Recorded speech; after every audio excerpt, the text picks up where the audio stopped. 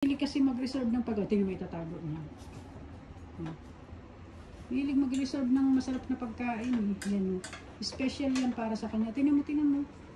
Tinatago niya yung hotdog dun sa likod ng unan. Gawain na yan. Iba nature na yan. Magtago-tago mga pagkain. Oo. Special yan para sa kanya. Sige, tago. Ha. Makukuha yan ni Bella.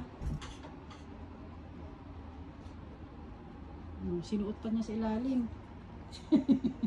Hindi makakasuot si Bella dyan at Sit!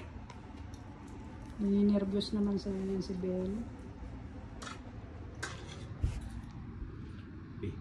Hi, anong ginagawa mo dyan sa silong? Kainin mo na yung hotdog mo. Ha?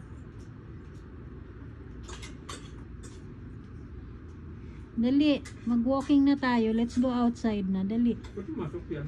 Eh kasi nga gusto nga kainin yung hotdog niya. Hindi naman niya makain doon. Ito naman, sinusundan niya yung hotdog ni Charmy. Kaya pumasok din.